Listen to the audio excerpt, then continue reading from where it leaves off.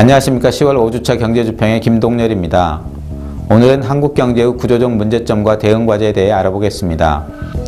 선진 23개국의 1인당 GDP가 연평균 5.2%의 증가율로 2만 달러에서 3만 달러에 도달하는데 연평균 8년 정도 걸렸습니다.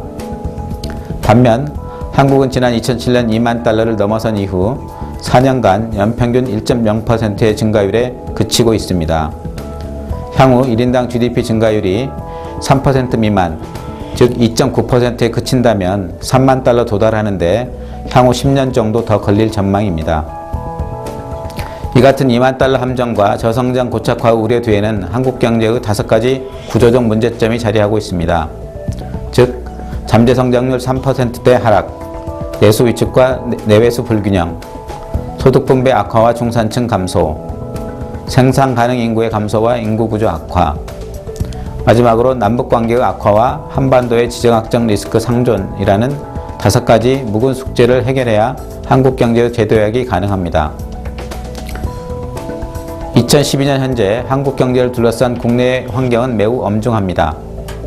세계 경제는 미국의 회복 부진과 유럽 위기의 지속 등으로 내년에도 3년 연속 3%대의 저성장 기조를 이어갈 전망이며, 국내에서는 12월 대선을 앞두고 복지 확대와 경제 민주화라는 담론이 성장 논의를 압도하고 있습니다. 반면 현대경제연구원의 설문조사 결과에 따르면 우리 국민들은 차기 정부에 대해 물가 안정과 일자리 창출, 4% 이상의 고성장을 요구하고 있습니다. 한국 경제의 현황과 문제점, 국내의 환경을 종합해 볼 때 한국 경제의 재도약을 위해 새로운 비전과 발전 목표의 제시가 필요합니다. 국민소득 2만 달러, 인구 5천만 명의 미들파워 시대에서 한 단계 더 도약해야 합니다. 새로운 성장 동력을 육성하고 공동체 인프라 투자, 즉 보육과 교육에 대한 투자가 확대되어야 하며, 이를 통해서 경제가 한 단계 더 질적으로 고도화된 나라를 만들어야 합니다. 이와 같은 새로운 비전의 실현을 위해서는 5가지 발전 목표가 달성되어야 합니다. 즉, 한국 경제 재도약을 위해서는 첫째, 미래 성장 동력의 육성, 둘째, 생태계 경쟁력의 제고, 셋째, 인적 자원의 고도화, 넷째, 행복 인프라 투자의 확충, 다섯째, 남북 경제 협력의 내실화라는 새로운 발전 목표의 달성이 필요합니다. 지금은 글로벌 금융위기와 유럽 재정위기의 지속으로 국내외 경기가 어려운 상황이지만 경제 고도화와 지속성장의 토대를 마련할 마지막 기회입니다.